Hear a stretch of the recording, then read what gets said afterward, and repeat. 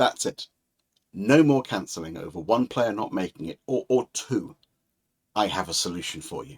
You've seen the videos, I've made one myself, saying the big bad in D&D and other role-playing games is scheduling. There's nothing like a big finale, cliffhanger, critical fight scene, and then one of the players says they can't make it next week. Emboldened by them, someone else says they'd rather not too. It's some anniversary or graduation or birth of a child or other trivia. But what if there was an easy fix?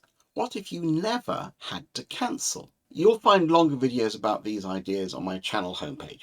If I've missed one, then come back here and comment asking where it is, and then hit the subscribe button. You wanted to end the session with the climax of a big fight, and everyone back, safe, home, licking their wounds, but time ticked on, and you had to end partway through. Now your paladin says they can't make it, and they were just about to...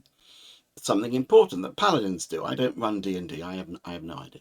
But how can you pick up where you left off without the character that was in the spotlight?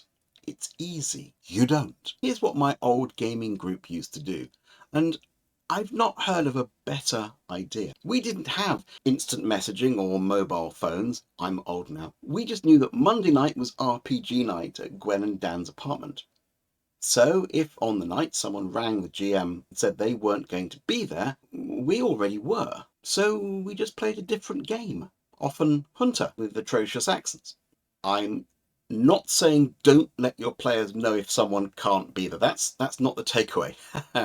It's this: play a different game. It doesn't have to be a board game. What if you had a second role-playing game, different characters, ready to go? Before you click away, I don't mean a second detailed campaign with yet more maps and NPCs and charts and stuff. I mean a second game that everyone has a character ready for, or a game where character gen takes less than 10 minutes. Maybe a one-shot, but it doesn't have to be. Something where you don't need to do any prep, such as Toon, Paranoia, or maybe Brindlewood Bay.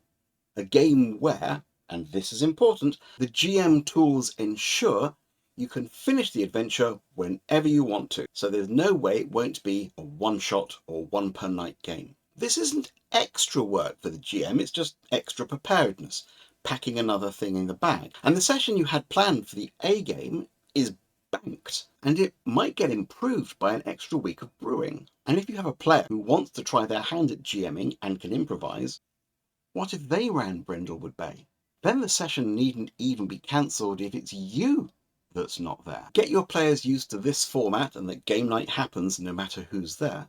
And you might even find that after a harrowing escape from Count Vampire that lasted 4 sessions, they explicitly ask if they can play the B game for a session to cleanse the palate. So that's my solution. Of course, if your main game was a one per night game in the first place, you might avoid this altogether until possibly the eventual to be continued rug pull. If you want to hear more about how shorter adventures are a great tool for pacing, then I have opinions on that too. You should watch this video next.